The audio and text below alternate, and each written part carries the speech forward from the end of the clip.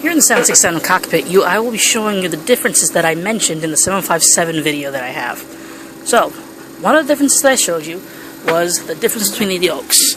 Now here I have the light on. In the other video I didn't have the light on. But if you notice, the nice skinny curved shape versus the 757 cylindrical shape. So that's one of the differences that I showed you between the 75 and the 767 cockpits. The other thing I told you was the hydraulics panel. Now if you remember from the 757 video, you'll notice that it didn't have knobs, and in the 767 it does have knobs.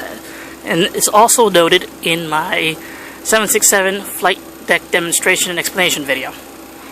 And the last thing that I showed you, or I told you, was that the door you'll be entering from over there, rather than right here. The difference between the 767 and the 757 is that the 767 has isolation valves in each side. See? Left and right.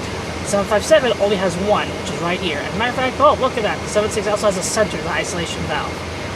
So therein lies the other difference. Another difference is that the 767 has a fuel jettison system, whereas 757 does not have fuel jettison system.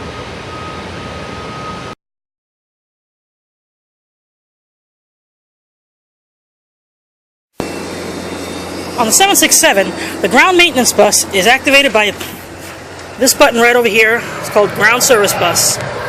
So, just like in the 757, what you can do, make sure that the external power is available to the aircraft.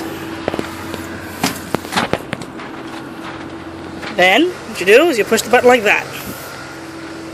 And all the lights come on.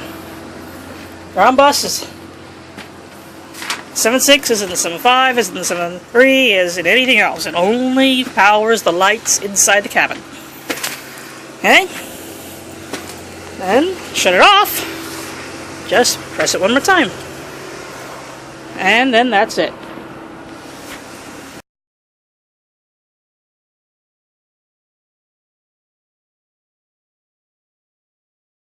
Alright, if you've seen my 767 video, you know that I mentioned how to align the RUs.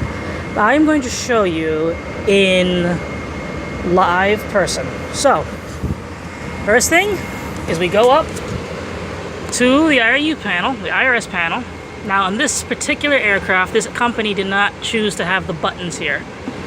In the 767 on the computer that you saw in my video, it has the buttons. And this one it doesn't. So the first thing we do is we put all these into the nav mode. See, on DC, on DC, on DC. Okay, they all extinguish, and now they're all in align mode. So now we come over here, we hit the init ref, or we can go to pause init. But you see, init ref is going to tell you is going to give you to the first page that you need. So if it's the perf-init page, like this one, or if it's the actual pause init page, which is this one, see, pause init, it'll know. So what you have to do is put in the reference airport. Now where we're at is KMIA, that's Miami International Airport, and that is what we're going to type in. You have to put in the ICAO code, ACAO, not the IATA code, IATA. The IATA code is what the passengers use to book tickets and stuff. The ICAO code is what the pilots use and the ATC uses. So for example, in Miami International, the IATA code would be MIA and the ICAO code would be KMIA. Now they're not all that easy or simple. So for example, like San Juan International, it's SJU as the IATA code and TJSJ as the ICAO code. So in any case, come over here, type in KMIA. Over here, click it into reference airport, and the coordinates come up. Push this button right here, and it comes right in the scratch pad.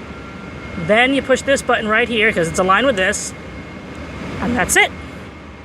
And the IRU automatically aligns, and it takes about 10 minutes or so, but we can tell up here on the pad if it had one.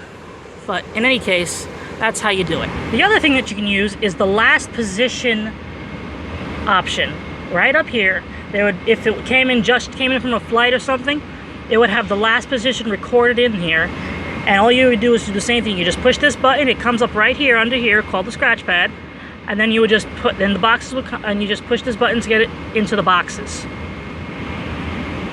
Okay, now see, given enough time, the artificial horizon and the radar popped in. And that is the IRU, the inertial reference units, the inertial reference system, the GPS that for the aircraft. It aligned, and that's why we have the arc. If you want to know more about this, look at my 767 cockpit demonstration video. And to turn them off, all you gotta do is come up here and shut them off. And it shuts off, just like that. Now remember to do that before you turn off the battery, because if not, not only do you drain it, but it also gives out a loud horn. So that's just one little piece of information that's actually rather important.